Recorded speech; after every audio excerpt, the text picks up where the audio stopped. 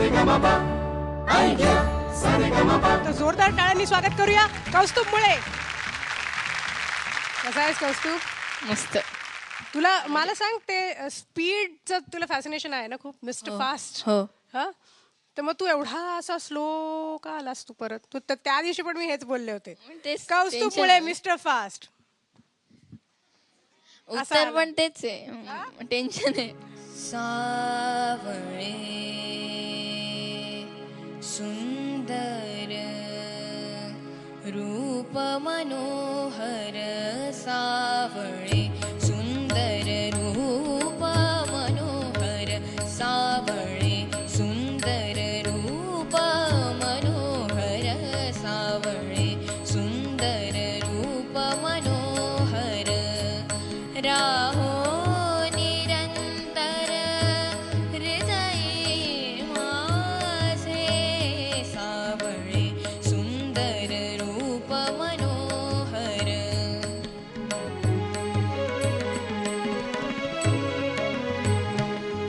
तुका म्हणे तुझ ऐसे जी दयाळ, तुका म्हणे तुझ ऐसे जी दयाळ,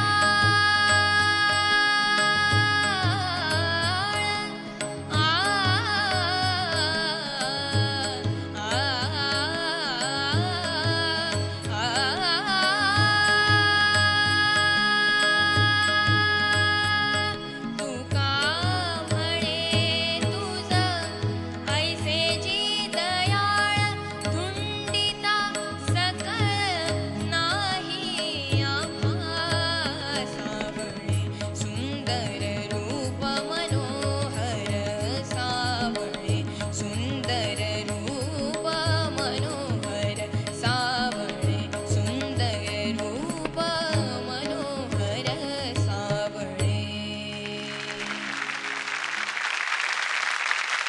तुला कसा वाटला स्वतःचा परफॉर्मन्स? चांगला. चांगला वाटला? हो. तू सॅटिस्फाईड आहेस? हो. तू खुश आहेस स्वतःच्या परफॉर्मन्सवर? हो. तुला मस्त वाटतं इकडे गाऊन? हो. हो. हो. बरं, आपण परीक्षकांना विचारूया आणि त्यानंतर मला तुला एक प्रश्न विचारायचा आहे. ठीक आहे? क्या बात आहे कौस्तुभ, थँक्यू. बहुत अच्छी, मजा आली. छान गायलास तू, स्पेशली अंतऱ्यामध्ये ना मस्त सा लागलेला तुझा, छान ध्यान लागलेलं. मला आत्ता एक तुझ्या आवाजात एक गोष्ट वाटते अजून जी पाहिजे ती. इथून गायला नाहीस असं नाही मी म्हणणार, पण तू डोक्याने तयार केलंस. अजून अभंग ही अशी गोष्ट आहे जी आपल्याला देवापर्यंत नेत असते ना, मग ती इथून गायला पाहिजे, ती अजून येईल. कदाचित ह्या गोष्टीचा तू विचारच नाही केलेलास असं मला वाटतंय. आता यांनी सांगितल्याप्रमाणे थोडं अजून एक्सप्रेशन असतं तर आणखीन छान झालं असतं. तुझा षड्जतावरचा अप्रतिम लागला होता. इतर सूर थोडेफार इथे तिथे लागले तर इतर वाद्यांबरोबर नकळत ते निघूनही जातात, परंतु षड्ज हा सुंदर लागणं हे अत्यंत महत्त्वाची ही गोष्ट आहे. आणि ह्या सावळ्याला विठ्ठलाला पाहून अनेक संतांना ज्या ज्या काही अप्रतिम रचना सुचल्या त्या या काळ्या रंगामुळे, तुकतुकीत काळ्या रंगामुळे ते रूप डोळ्यासमोर आणून तू गा. आणखीन छान गाणं होईल, आणखीन छान एक्सप्रेशन्स येतील गाण्यात. मित्रा, सॉलिड गायलास. पहिल्या वेळेला तू पत्कींचा अनरिलीज गायला होतास, तेव्हापासून ते आत्तापर्यंत की तुझा जो अप्रोच आहे, तुझा जो सा लागतो, ह्यांनी सांगितल्याप्रमाणे षड्ज चांगला लागणं हे फार महत्त्वाचं आहे. आणि ते त्या बाबतीत आपण नाटक करू शकत नाही. आपण बाकी सगळ्या बाबतीत नाटक करू शकतो की तालाच्या बाबतीत सुद्धा नाटक करू शकत नाही. त्याने ज्या प्रकारे जी अंतऱ्याची उठाण घेतली, तुका म्हणे तर का वरती जेव्हा समयवरती उठाण घेतली ना, ती पण अप्रतिम. नॉर्मल नाही आहे हे गाणं. थँक्यू. खूप छान. फक्त एक तुला मी घाबरवत नाही, पण थोडंसं सावधान करू का एका बाबतीत. म्हणजे ह्याच्यामध्ये नशिबाचा खूप भाग आहे की नेमका तू अशा वेळेला ह्या कॉम्पिटिशनमध्ये आलेला आहेस ना, की ज्यावेळेला तुझा आवाज फुटण्याच्या प्रोसेसमध्ये, मागे पण आपण बोललो, त्यामुळे काय होतं बऱ्याच वेळा तुझ्या आवाजात ना असं क्रॅक झाल्यासारखा आवाज येतो. बोलताना पण तुझा बऱ्याच वेळा जसं होतं बघ, नाही मला तसं काय कळत नाही असं जे होतं ना, तर ते आवाज फुटण्याची प्रोसेस, हे काय फार मोठी प्रोसेस नाही. 1-1.5-2 वर्षामध्ये मला वाटतं सगळं डन असेल आणि तू असं मस्त फुल यस अवधूत सर काय म्हणताय कसं काय. अशा वेळी यॉडलिंगची गाणी तुझ्या आवाजात मस्त दिसतील. का रे कौस्तुभ, तुला खूप फोन आले ना घरी? हो. हा, कुणाकुणाचे फोन आले? माहित नाही, खूप लांबून लांबून फोन आले. खूप लांबून लांबून म्हणजे फोन लांबूनच करायचं रे, नाही तर जवळून हाक मारता येते ना. म्हणजे माझी ओळख तिकडे नाही, तिकडून सुद्धा फोन आले. आणि कुणाचे फोन आले? ज्यांना मी चांगला ओळखून आहे त्यांचे सुद्धा phone. बापरे. पण त्यांना काही राहवलं नाही ना तुझं कौतुक केल्याशिवाय? ते खोटं असेल काय माहित नाही. अच्छा. नाही रे नाही, तू खरंच खूप छान गायला होतास. आणि जसं आता अवधूत दादा म्हणाला की तुझ्या गाण्यातला सिरियसनेस दिसून येतो, पण बाकीच्या बाबतीत तू कुठेही सिरियस नाही आहेस. ती सगळी मस्ती लिहिलेली आहे चेहऱ्यावरती तुझ्या. आणि त्या काय बाबतीत माहितीये का हा तसं ह्या 2 मुली आहेत ना, त्यांच्यामध्ये मस्त भांडण लावून काहीतरी अशा पुड्या सोडून कोपऱ्यात जाऊन मस्तपणे मिश्किल हसत उभा राहत असणार. काहीसं दिसतंय याच्या चेहऱ्यावर. त्यामुळे शाल्मली हा आहे हा तसा चांगला मस्तीखोर आहे. कन्फेस करतोस तू? हो. हो.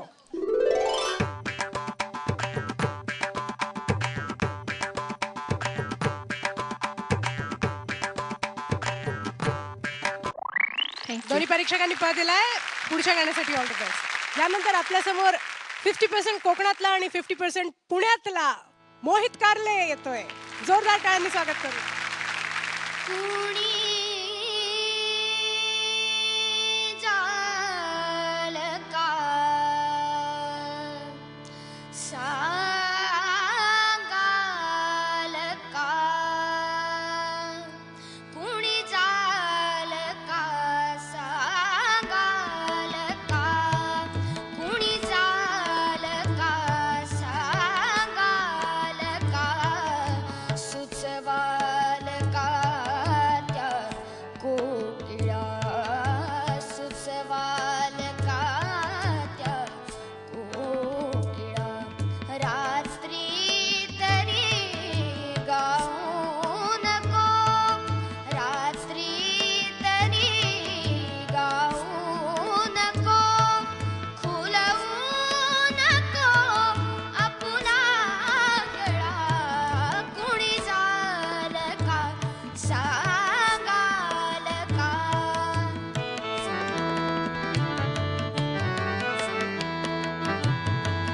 आधीच संध्याकाळची, आधीच संध्याकाळची बरसात आहे लांबणी, परत जाता चिंब चुंबन, परत जाता चिंब चुंबन, देत दारी थांबली, फार पूर्वीचा दिला, फार पूर्वीचा दिला तो श्वास साहून वाळला, तो श्वास साहून वाळला, आताच आभाळातला, आताच आभाळातला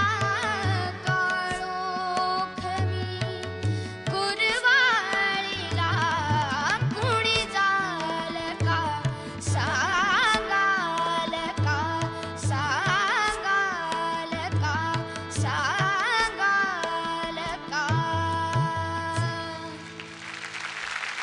खूप छान नाही? थँक्यू. कसं वाटतंय गाऊन? मस्त वाटतं.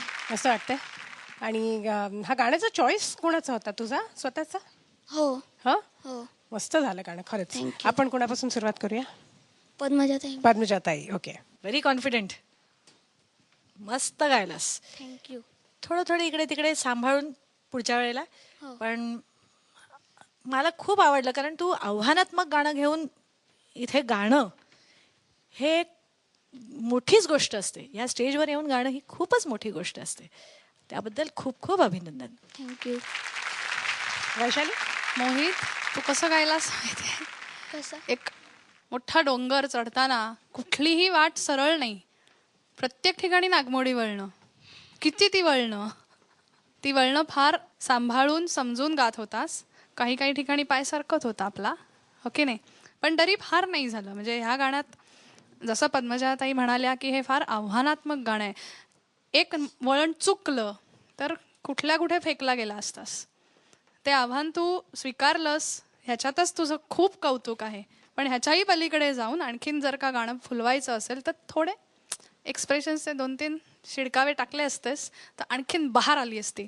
पण no doubt it was a fabulous performance. Very good.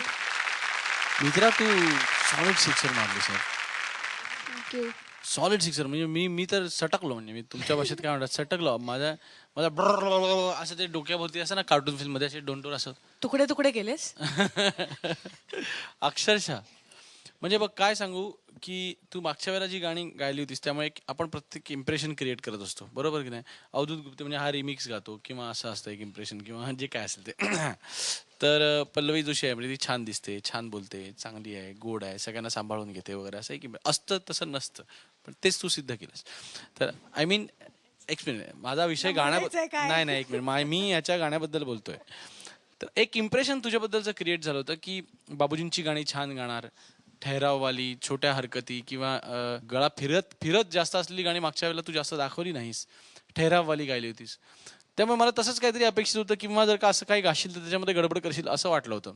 आणि त्यातून गंमत कशी आहे की ह्या माझ्या विचारांना तू ज्यावेळेला पहिल्या मुखड्यामध्ये ज्यावेळेला तुझ्या 2 जागा सटकल्या, बेसूर झालास, त्यावेळेला तू चांगलाच बेसूर झालास. त्यामुळे काय होतं की इम्प्रेशन असं माझ्या मनात मी विचार करू लागलो की ह्या जागा बाकीचं जे गाणं ह्यांनी बसवलेलं आहे तेवढ्याच जागा तेवढंच परफेक्शन बसून तेवढ्याच घासून घासून घासून हेच गाणं फक्त कडक बसवलेलं आहे का तू जात्याच एवढा चांगला पुढच्या दर्जाचा किंवा काय म्हणतात अजून एवढं तुझ्या हे तयारी तुझी जास्त चांगली आहे की नाही आहे ह्याच्याबद्दल मी कन्फ्यूज झालो. जर का तू हे गाणं फक्त घासून घासून घासून तयार केलेलं असेल तर पुढच्या आयुष्यामध्ये ते फक्त एक गाणं पुरू शकत नाही, आपल्याला ओव्हरऑल तयारी करायला लागते. ठीक आहे. पण मला एकच इफ आय मे ॲड, मला असं वाटतं की ह्या मुलांची स्पेशली जी वयं आहेत आत्ता, आवाज फुटण्याचा प्रोसेस जसं आपण कौस्तुभबद्दल पण बोललो, ह्याचंही तेच वाटतंय. आणि आवाज फुटताना अनेक वेळेला आवाज कंट्रोलमध्ये राहत नाही.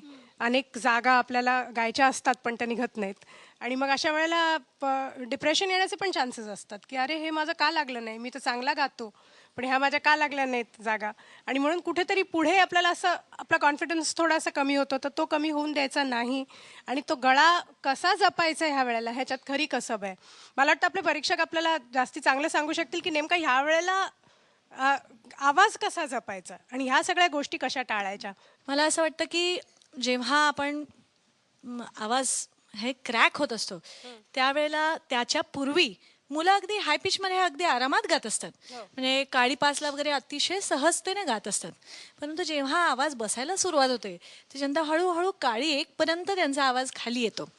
आणि जेव्हा गळ्यात फुटाणे फुटत असतात त्यावेळी एकच प्रिकॉशन म्हणजे रियाज, नेमका रियाज केला पाहिजे आणि तो म्हणजे खर्जाचा.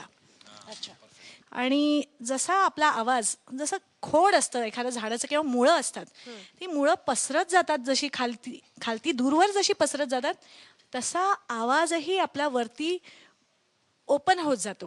क्या बात आहे. जसा तो टेपरिंग नॉर्मली टेपरिंग असतो वरती निमुळता होत जातो, पण खर्जाच्या रियाजाने हळूहळू हळूहळू वरतीही तो ओपन अप होत जातो आणि वरचे सूर आरामात लागायला लागतात. तर खर्जाचा रियाज सोडू नका. आणि मुख्य म्हणजे याच्यासाठी मेंटल ट्रेनिंगची थोडीशी आवश्यकता आहे. अजिबात घाबरून जायचं नाही आणि मित्रांनीही कोणीही किंवा घरच्यांनीही त्याला चिडवायचं नाही.